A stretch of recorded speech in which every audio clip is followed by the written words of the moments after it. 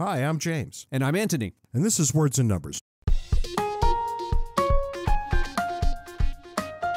Brought to you by the good people over at CACI, the Center for American Culture and Ideas. Ants, what's new and exciting in your world this week? As you know, I'm in the process of moving. We're selling our house, and I speak to you from a virtually empty office. I've got my computer monitor and microphone, and that's basically it. As opposed to the book-filled library that it once was? Do you see behind me all of these empty shelves that have no books in them?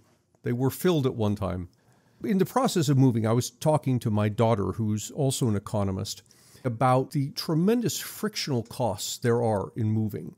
Even putting aside taxes, there's the actual moving expense. We're doing this one ourselves, but the last time I hired somebody to move us, I shouldn't say I hired, my employer paid for it, this would have been back around 2000, and it cost $10,000 to move the whole household. So today it's got to be 20. You forget that I move every 3 years. Yeah, there's that cost, the physical moving. And then there's these frictional costs in purchasing and selling the house, the fees to the finance people and the fees to the realtors. I'm still not entirely clear what they do, but their fee is very large, right? We're talking multi-tens of thousands of dollars when we're all done. And I was saying to my daughter how it seems to me that one of the big pluses of remote work is that it would reduce those frictional costs. Because, if I'm working remotely, I could change jobs and not have to move the household. And she said something fascinating that I'm still thinking about. She said, yes, and remote work, because of that, will help to contribute to an accumulation of generational wealth. That's correct. Her question is, how much generational wealth is lost? Picture a middle income or a lower middle income family having to move to follow jobs.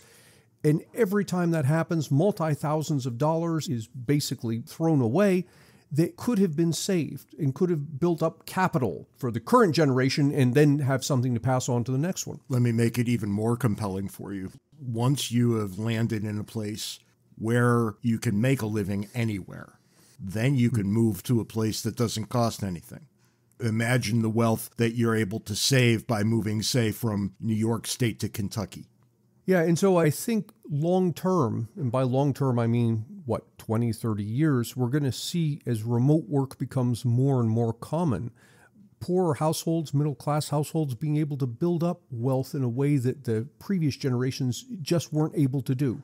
I've also wondered what effect this will have on 20-year-old children moving out. They may decide not to move out, thereby saving a lot more money, right? You hear and we talk about young people and how much they find themselves under the gun when they have to, live on their own and all the expenses that come with that. They seem to think that they're the first generation that this has ever happened to. I do think that they have it a little harder, not a lot harder, but a little harder than previous generations. And I think that's probably been true for the last few generations, right? That each has had it a little harder than the one before. But with this sort of thing, I wonder if it's going to turn out to be the case that young people just stop moving out as much as they do. And weirdly, you end up back at an arrangement that's more associated with developing countries of having 3 generations living in the same household. Yeah, or the 1930s here. It would be Depression-era behavior without Depression-era financial realities. Is that what was new and exciting in your world this week? Yes, that's what's new and exciting in my world. So you just really want to vent your spleen about having to move. Do I have that correctly? No, I'm venting my spleen about having to pay everybody and his brother so that I can move. Well, there are a lot of people with their hands out, and it turns out their hands are really big.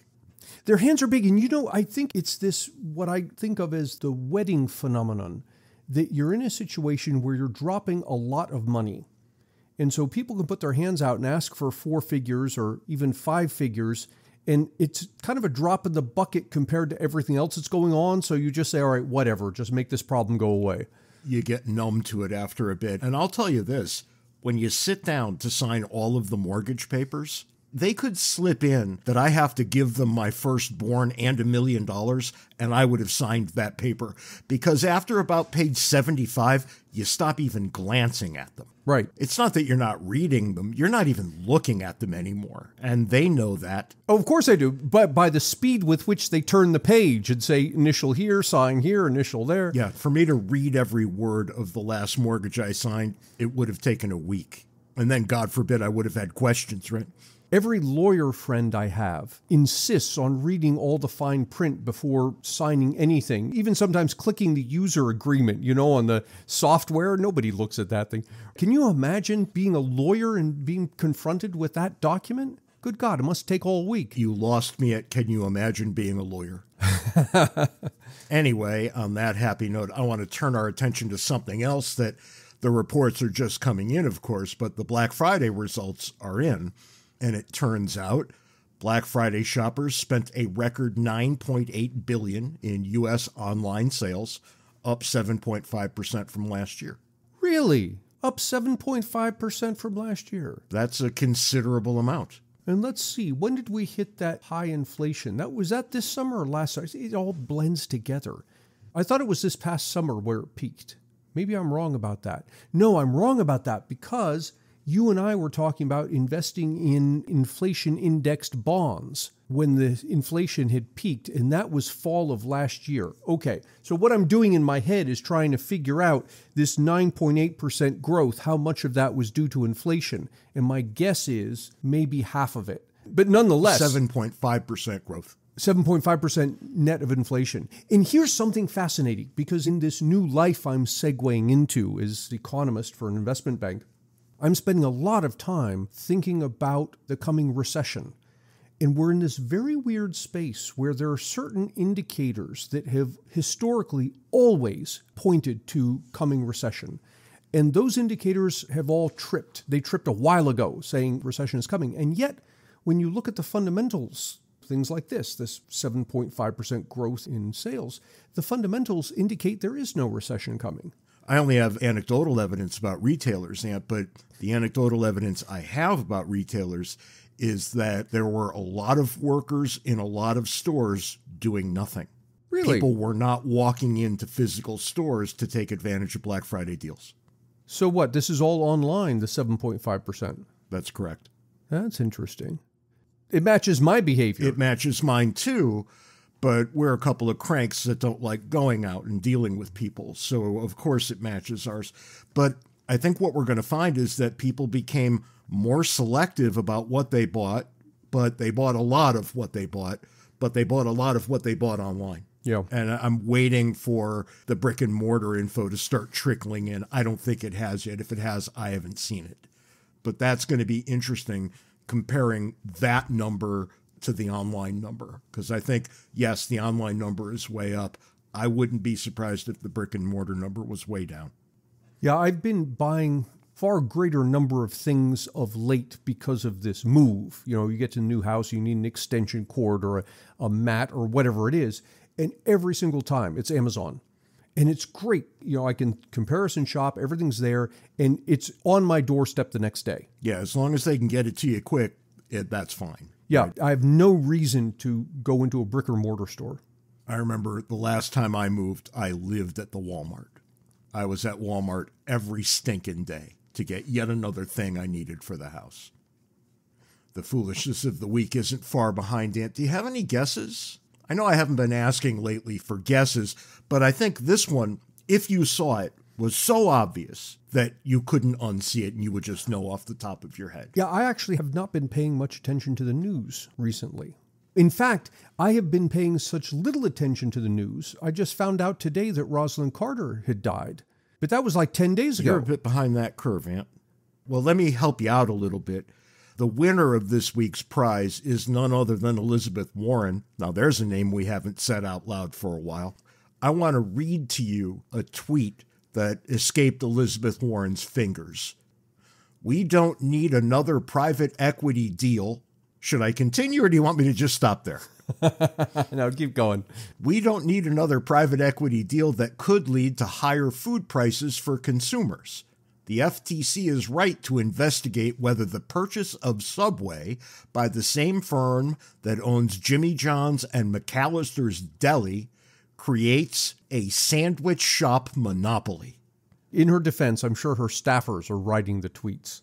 But I have heard this from several other politicians recently. Not just the Americans. We talked on an episode recently about the Canadians. Politicians across the board are doing everything they can to convince voters that it's the greedy food companies that are responsible for inflation. Antony, a sandwich shop monopoly? You've got to be kidding me. I can walk out my door right now and find literally hundreds of sandwich shops in Tucson, Arizona. There's no monopoly on sandwich shops. I don't think there even could be. As long as you sell bread and meat and mayonnaise, as long as those three things are for sale and people say to themselves, I bet I could make a profit by putting these three things together and giving them to people. I mean, do you really think that Subway and Jimmy John's and something called McAllister's Deli, whatever the hell that even is, that these three companies represent such a sizable percentage of the sandwich market that no one else is going to be able to make sandwiches for a living? Oh, I think it's even worse than you're describing, because I can go buy meats and cheeses and bread and make the sandwich myself.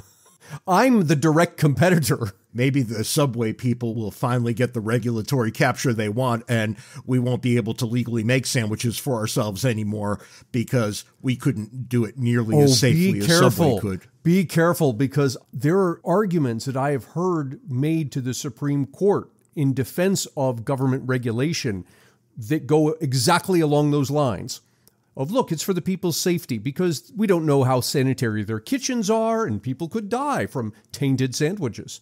My father, who I know is listening right now, was, shall we say, not an artiste when it came to making sandwiches. He would put a single piece of meat and a single piece of cheese in between two slices of buttered bread, and he would hand it to you, and he would say, here's your sandwich. And you would think to yourself, what the hell is that? That's not a sandwich. I don't even know what that is, right? If we're ever going to have a law banning people from making sandwiches at home, that's what we have to go after. Oh, look, there are all kinds of things we can do here. You're giving me so many good ideas. You say, he puts a sandwich before me and I don't know what's in it. And there we are, because when you go to Subway, you can read the ingredients and the daily requirements of calcium and niacin and all this nonsense. It's all there in a chart, but that chart doesn't exist in your kitchen. How do you know what it is you're eating? We should put it up in my kitchen too, because, and I think this holds even for Subway, they sell both pepperoni and salami there, and I'm pretty sure nobody on earth knows what's in either one of those things. Where is Elizabeth Warren? Why isn't she saving me from myself and what harm I might do in my own kitchen? Well, I mean, that's right, and I've been in your kitchen and I've seen you in it, and you actually could do yourself some harm in the kitchen the way you twiddle around with the knives in there. Maybe Elizabeth Warren should be going to the Davies house for lunch to see what kind of sandwiches you're making. This is astounding. You know, I can see a serious argument being made here. And when that argument comes, and it will also be the foolishness of the week. Yeah. I don't understand how anybody can listen to anything she says and take any of it seriously. You know, I've become much more relaxed about such things in my years of knowing you, because I see that stupidity, and in the back of my head is a voice saying, but remember, her goal is to win votes. She doesn't necessarily believe, in fact, she may not believe any of this stuff that she's saying, but if it plays with her voters, she's going to say it. I just can't understand how this plays with anybody's voters. That Subway is somehow going to corner the sandwich market. And so what if Subway did? Subway could only do that if they offered a product that was so good that everybody only wanted that product. Right, that we wanted it to be a monopoly. And having eaten at Subway many times, I can tell you that Subway is nowhere near that goal. For one-stop shopping for all things James and Ant, visit our website, wordsandnumbers.org. We give a special shout-out to our Patreon sponsors who help us keep the lights on. If you'd like to contribute, go to patreon.com/wordsandnumbers. Hi, I'm James. No, we don't do that now. We do that when we do the front matter. You idiot. James and I recently moderated the South Carolina Libertarian Party presidential debate, and it got us thinking more about libertarianism as a political movement as opposed to libertarianism as a philosophical position, which is kind of interesting for us. When you and I talk about libertarianism, we almost always say libertarianism with a small l, meaning the philosophical side, the philosophical position, not the political party. And, over the last bunch of years, I've been saying classical liberal to get us in line with Jefferson and Madison, not whoever happens to be running for president on the Libertarian ticket. Yeah, and classical liberal meaning once upon a time, the Liberal Party was what libertarians kind of are today. In a nutshell, it maximizes individual rights, minimizes government authority, and brings about some form of fiscal sanity into government affairs. And the weird thing is, when you say that to the average Joe on the street, 90% plus of them say, yeah, that's what I believe. But they really don't. Well, I don't know. I think they do, and everyone has a footnote. And their footnote is, yes, I believe all of that, except for this one particular government program that I really want, or this one particular tax break that I really want. If we all had the same program or tax break, it would be okay. But we have 300 million different ones, and so what do we get? We get all of them. Ant, I have given us a mechanism by which we could have this, right? We could, in fact, get that sort of outcome with a flat tax and no deductions. And, you start to see how that would begin to shake out. There would still be work left to do after you implemented that simple thing. But boy, that would get you halfway home, wouldn't it? No, it would, except you're kind of dead in the water immediately, because as soon as you say that, I kind of felt my hand going up. But wait, what about the mortgage interest deduction? Yeah, no, that's the one I love the most too, right? God, at the end of the year, I'm going to deduct all that sweet, sweet mortgage interest. Yeah. And that's the problem. And, old people are thinking, what about Social Security and Medicare, et cetera, right? There's always something. The earned income, tax credit, take your pick. You're kind of left in a situation where libertarianism as a philosophy doesn't translate well into libertarianism as a political force, because a political party, to be viable, has got to compromise. But wait, there's more, and there's lots more, because I want you to think about your average garden variety libertarian. Is this a person who is designed for partisan politics? Right? A person who says, all I want is to be left alone. And oh, by the way, I want to leave you alone too. He is at a material disadvantage to every other political animal. Because every other political animal is saying, elect me and I'm going to do these things for you and to them. Yeah, that's right. And let's not underestimate how powerful it is to say, I'm going after our enemies and I'm going to make those pay. Right. Donald Trump says this day after day after day. And 30% of the American people can't wait to jump in the car with him. Well, you don't have to win much more after 30% to actually achieve the office. Way more than halfway home. Libertarians have to compete with that. And how do you compete with that if you're unwilling to get into that scrum? I'm not saying I think they should be willing to get into that scrum. I don't think they should be. But it puts them at a severe disadvantage. Their problems are worse than that. If I were to identify one thing that spells the demise of the Libertarian Party in every single election, is that it doesn't take itself seriously. And if it doesn't take itself seriously, no one else is going to either. We've said this a lot, so why don't you explain what we actually mean when we say this? It begins very simply with not wearing stupid headgear. All of the gentlemen who were at the debate in South Carolina that we moderated, they were there in suit and tie, everything straightforward presidential debate. It was excellent. But I've seen libertarian debates elsewhere where the guy with the upside down boot or whatever, and they aren't taking the process seriously. They aren't taking themselves seriously as a candidate, and consequently no one else is going to either. We're saying this a lot. It's worse than that. Because really what it means is that the party itself hasn't set up a mechanism by which it can take itself seriously. We're running into this right now, as a matter of fact. I think I told you this last week. Here in Arizona, my beloved home state, the Libertarian Party now, what was the They call him the shaman of the January 6th shaman. Oh, the that guy idiot with the who horns? stormed the Capitol with the gigantic helmet with the horns on it and his face painted blue. He filed papers to run as a libertarian. No. Well, yeah. And apparently the Libertarian Party here in Arizona can't tell him no. I don't know what the rules are, but when we were there and I was talking to people who were officials in the Libertarian Party, several of them said at different points something about the problems with the rules, that the rules are such that you can't control behavior like this within the party. And if you think about it, that kind of makes sense. If you want your party to be, as it should be, a brand, you got to control that brand. Yeah, and the problem is when your brand is freedom, you want people to be free all the time. Exactly, and then right. It's this kind of foolishness, right? Right. So you're going to have to figure something out here. Yeah, how do you square controlling the brand with your platform of freedom? Add to that, there are likely 50 completely different sets of rules, and there are likely 50 different completely sets of laws governing those rules. Now you got a problem. But what I do know is this. Democrats and the Republicans have more or less figured out how to do it. Now, I think there are all kinds of problems. And I've talked about this before. When you see Joe Biden versus Donald Trump, very likely again. Now, clearly, that indicates that there's a problem in the system, because these are not the two greatest human beings in the United States of America. Running these two against each other in a race for the biggest office in the world, I think it's still safe to say, is indicative of two broken party systems, right?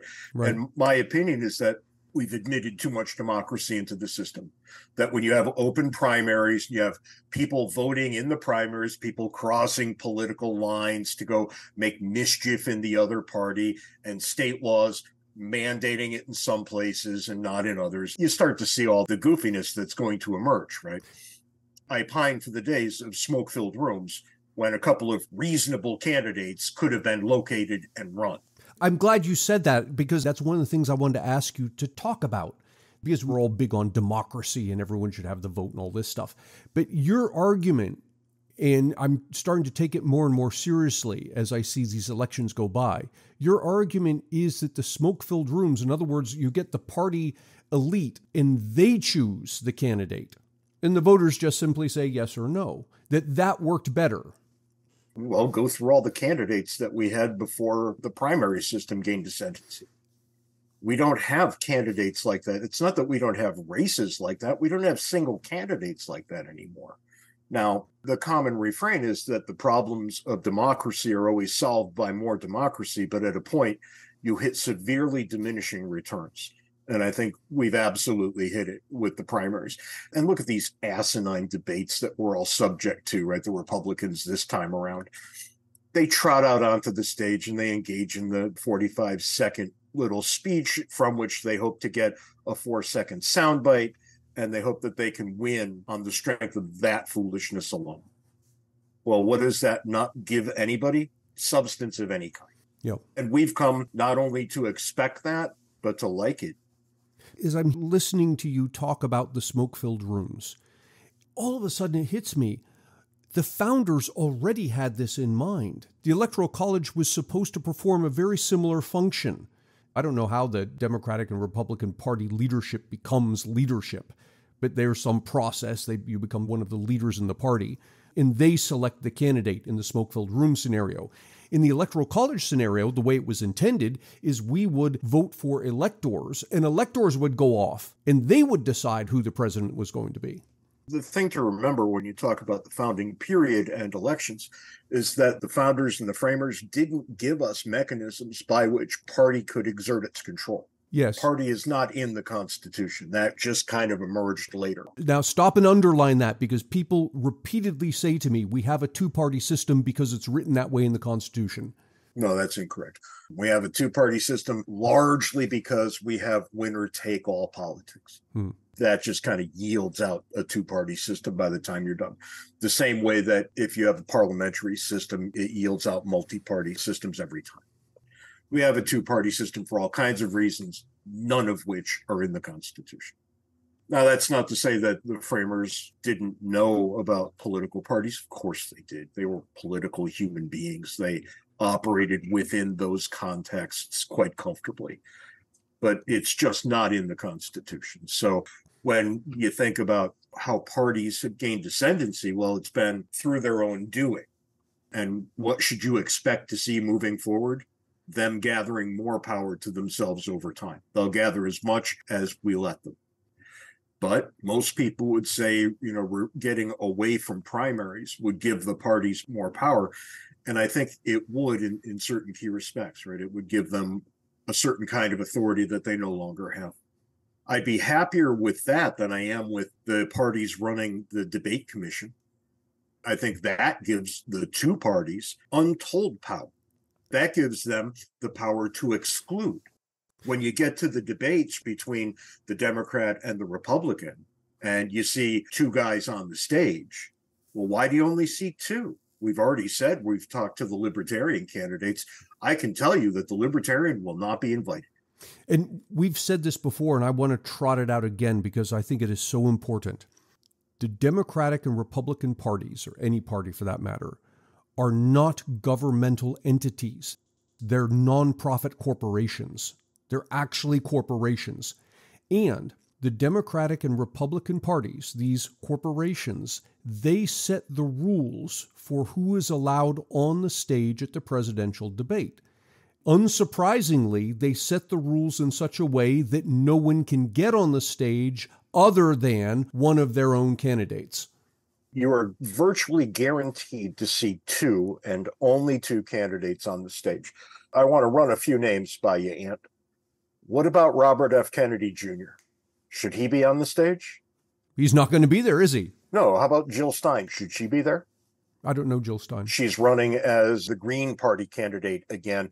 She ran against Trump and Clinton in 2016 and pulled about 1% of the vote. Yeah, maybe not. Yeah. Cornel West? No, definitely not.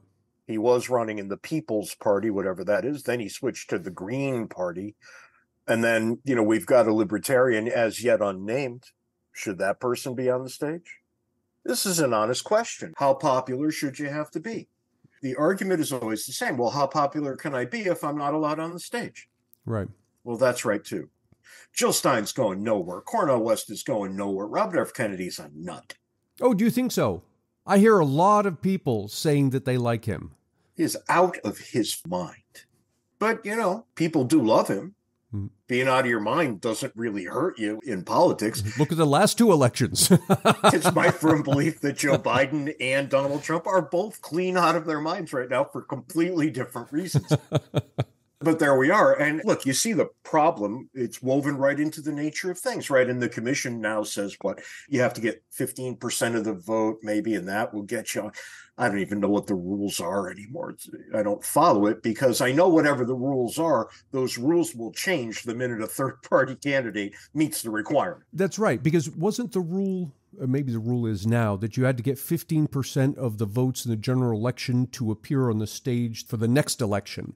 But Ross Perot hit like 13% back in the 1990s running for the Libertarians. No, he didn't run as a Libertarian. Are you sure? I know he got like 13%. It was the first time in modern history a third party got anywhere close, or I should say into double digits for percentages. I could have sworn he was Libertarian. Reform Party. Reform Party. And what happened to that party? It disappeared. It was Ross Perot. Mm-hmm. And I'm sure there are still Reform Party people out there, but they're not getting anywhere. I remember Perot picked James Stockdale as a VP, who was, by all accounts, just an outstanding human being, but not ready for what they threw him into. And I don't know, the whole thing fell apart pretty quickly. I remember writing about this a long time ago, and those of you out there who remember Ross Perot will find this amusing. I'm gonna throw a quote at you, Ant. If a frog had wings, it wouldn't bump its ass a hopping. Ross Perot or Nathan Arizona from Raising Arizona? You got me. It's Nathan Arizona, but you could have seen it going either way. Right. The mere fact it's a question. If that was the question, and trust me, it was more of a question back when, Ross Perot really wasn't going much of anywhere. And, we had John Anderson back, 1980, made a pretty significant third-party run. Again, didn't get anywhere. Even the people who like these guys, they say things like, well, why would I waste my vote? Yeah. And as a statistician, I have to say, look, your vote's already wasted. The probability of your vote swaying the election is virtually zero. It's not approaching zero, it is zero. Your vote is much better used by sending a signal to everyone else. Go vote for this small party so it can show up into the double digits and people start to say, wait a minute, why aren't they on the stage? You're actually better off because your vote is what political scientists would call performative. You're making a statement of some kind. And the performative aspect of your vote is actually more powerful if it's in a smaller group. Are you going to get anywhere if you're one of 45 million as a Democrat or a Republican? Well, no. Well, go vote for one of these crazy third parties. Right. Because if enough people do and all those numbers start to add up, you might actually see some movement. Yeah, you'd see people start seriously asking why we only have two candidates on the stage. Well, and the Democrats and Republicans always say the same shit, right? It's usually about libertarians, but it's about Jill Stein for the Democrats and what have you. They say, well, this person cost us the election. Nobody cost anybody an election. You either win it or you don't. There's an entitlement attitude that comes along here. The Democrats are entitled to whatever votes the Green Party can pull, and the Republicans think that they're entitled to whatever votes the Libertarian Party can manage. But boy, how obnoxious is that? I've made a note here as we're talking, and you just touched on my note again. How is it that people seem routinely to associate libertarians with Republicans? Understanding libertarianism as I do, I can see it fitting equally well with both parties. And yet it seems to be the case across the board. People think of it as Republican light or something. I think that it doesn't fit equally well across the board. I think from a strictly theoretical perspective, you've got on the one side fiscal responsibility, i.e. Republicans. You've got on the other side maximum individual freedom, i.e. Democrats. However, part of fiscal responsibility and part of limited government means you don't use the power of government to enforce social mores. Yep. And Democrats do that all the time.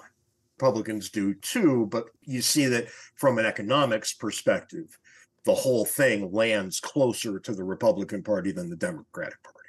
I don't for one second think it's a good overlap at all. I just think it's somewhat closer to what people think of as Republicans. I find as well that the people involved treat libertarians very differently. My general experience is people who associate with Republicans will sit down with libertarians and say, okay, we agree on A, B, and C. We don't agree on D, E enough, but that's okay. Let's work on A, B, and C. Whereas people who associate with the Democrats more often than not will say, well, we don't agree on A, B, and C. Therefore, I've got nothing to say to you. Yeah, it's always been the case, I think, that Republicans by and large think libertarians are silly, and Democrats by and large think they're evil. I think that's wildly incorrect on both sides, but I think that's what they think. Well, coming back around to the Libertarian Party, given our experience with the debate, I've sketched out, if I were to give advice to anyone interested in the Libertarian Party, whether it's being an official or being a candidate, 3 pieces of advice. 1, don't come across as a crazy person. That's a tough one. It's tougher than you think because, of course, don't wear the stupid hats and all of this. But also, don't talk about things like the gold standard or ranked choice voting. I get it. These are good ideas, and actually I support, if not one of them, sometimes both of them. But those are things that people outside the Libertarian Party look at and say, that's just crazy. Largely speaking, they're right. I'm sorry, we're not going back on a gold standard. I think we should. I think it's an excellent idea, but it's not going to happen. So let's move on. We might after total monetary collapse. Yes, you might then, but it's not going to be before that. And ranked choice voting isn't coming around anytime soon. And, the interesting thing here is that people want to change nationally the form of voting that we have, all kinds of things. But those are all state issues. They're state issues. Libertarians have a tendency to talk a lot about fixing things at the state level when they're actually running for a federal office, which surprises me. But they also do this thing of they'll throw out things that require constitutional amendments. So they'll say things like, well, I'm for term limits. Sorry. Term limits, right. And let me say this. The issue of term limits in the United States was decided in 1995 in U.S. term limits v. Thornton by the United States Supreme Court. We're done here. Unless you can get another case to the Supreme Court and get them to overrule what I think is a pretty solidly ruled case. So that's not going to happen. Or a constitutional amendment, let term limits go. They're not going to happen. Yeah. They're seriously, let it go. Yeah, and the more you beat on it, the more you look like a crazy person to people who are out there actually trying to participate in the political arena. Look, all it takes is one guy like me who knows something about the thing to walk up and say, are you unaware of this Supreme Court case that governs the very thing you're trying to accomplish? Because if you're unaware of it, why on earth would I vote for you? It boils down to this question of, what are you interested in? Do you want the Libertarians to be a political party, or do you want them to be a philosophical coffee club? If you want the philosophical coffee club, go right on talking about the stuff that requires constitutional amendments. That's fine. But if you want to be a political party, that's not the way to do it, because those things aren't going to happen. I might add some other things. The non-aggression principle. I understand that this is kind of basement level stuff, right? This is foundational for libertarian thought. Most people don't want to talk about that. They think you're crazy. Ayn Rand, just stop it. I know that you got into libertarianism through Ayn Rand when you were 18 years old. People don't want to talk about that. People think she's nuts. People don't want to talk about how evil descriptions are to use when we talk about Social Security. People don't want to talk about that. These are all dead-on losers. And you have to ask yourself, if you're a politician, how am I going to win first? Because that's the necessary precondition to getting something done. Right. You have to figure out how to speak the language people want to hear. That doesn't mean you have to tell them what they want to hear. It means you have to speak the language they want to hear. So go back to my first piece of advice, don't come across as a crazy person. My second piece of advice related to some of what we've been discussing, do come across as someone who embraces compromise. That's right. If you want to be a political party, if you want to be a political player, you're going to have to compromise. And so you're going to have to be a libertarian who says, yes, I'd like to see taxes cut across the board, but it's not going to happen. In fact, we can get these particularly onerous taxes cut in exchange for raising taxes over there, which is what's required to get people from the Republican and the Democratic parties on board to make this happen. That shows me that you're a serious candidate. How can we make progress to balancing the budget? We can't balance the budget anymore. It's not possible. How can we start getting to a point where it's possible? That's the question to ask now. People say, look, I'm going to cut government waste. There's not nearly enough waste in the government to balance the budget. Yeah, and should you cut taxes? Yeah, but you can't cut all the taxes. You can't get rid of the income tax tomorrow. I'm sorry. It's not going to happen. We hear day after day after day, and we certainly heard it in the debate, I'm going to balance the budget by cutting the military. Can't happen. You can't. If you cut the military to zero, the budget wouldn't even be close to balanced. Yeah, you'd still be under $1 trillion, but I think you'd be around $750 billion deficit. And you wouldn't have a military. And you wouldn't have a military, right. So point number one, don't come across as a crazy person. Point number two, do come across as someone who embraces compromise. And my last point, offer concrete solutions based in data. Don't say, well, if you elect me, I'm going to get rid of Social Security. Yeah, first off, no, that's not going to happen. There's zero political support for it. But if you want to make some change, show us some numbers. Show us what you have in mind might work. I agree with all three of those. Hardcore. But I want to add the opposite point after number three, because I think this is probably the lesser flaw of libertarians. They do tend to trade in data more than other political stripes. Not enough. I think they are flippant in the things they think they can do, right? They haven't investigated things to the point where they can say, yes, we're going to do that. However, I think the real problem with libertarians is that, and this is also, I think, the real problem with Republicans, is that they can't tell stories. Yeah, they're all about the numbers. There is almost no human element. And you don't get very far in politics if you don't start with the story. Mm-hmm. I think this is a hard lesson to learn, and they're just going to have to learn it. I get it, right? I cringe when someone starts with a story because it's an anecdote. It doesn't tell right. you. I can pick any story to support any position. But again, if you want to be serious as a political party, this is what you got to do. This is the language the voters are speaking. If you can, in fact, pick a story to support the position, pick a really compelling one, and then get from that story to the reality of the situation, because that's how people come to care. And you and I pulled this off, I think, well in our book, Cooperation and Coercion. We made it a point in each chapter we're talking about whatever it is, we've started with stories. And then we moved to the data to indicate that this story we just showed you is not atypical. There's always something to it, right? Mm-hmm. And it's the human element that gets people to care. And I should say, if you haven't bought our book yet, you should go do that right now. Amazon.com.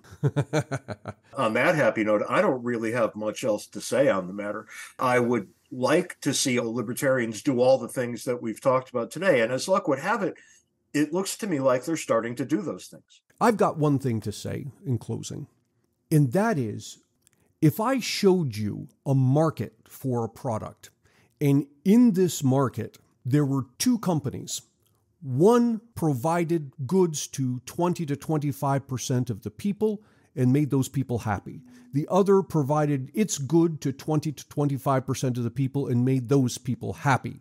And meanwhile, 40 to 50% of the market was left unaddressed. If that were the case, and entrepreneurs would be bending over backwards to figure out how to get in there and pick up that 40 to 50% excluded market share. And that's exactly what's going on in our political system. The two major parties have at their disposal 20 to 25% of the voters each, leaving 40 to 50% as self-identified independents. They don't like either party. Now, if a Libertarian Party or any party can't come along and do something with that very quickly, I'm sorry, you're just useless as a party. Until and unless you can give people what they want, they will not want you. Mm-hmm. And the difficulty lies in this. The people want free stuff, and libertarians say no. I think it's right to say no. It's the only responsible thing to say. When a bunch of lunatics say no, they say, well, look, the lunatics say no. But these rational people over here keep saying yes. You have to be more rational. You have to be more together. You have to be more respectable. And you have to show up with a bad message that people are already going to be hostile about. And then you have to find a way to win with that message. And it can be done. But it's harder. So you just have to be better. And that's all the time we've got this week on Words and Numbers. Until next time, be sure to follow us on Twitter. Handles are in the show notes. Join Words and Numbers Backstage, the Facebook group where the conversation continues, and send us email, wordsandnumberspodcast@gmail.com. Until next week, try to be nice to one person who doesn't deserve it. Just one. And who knows, it may turn into a trend. Give it a shot. You might feel good about yourself. You could say you tried. You tried, that's right. Till next week, can't take it easy. See you next week, James.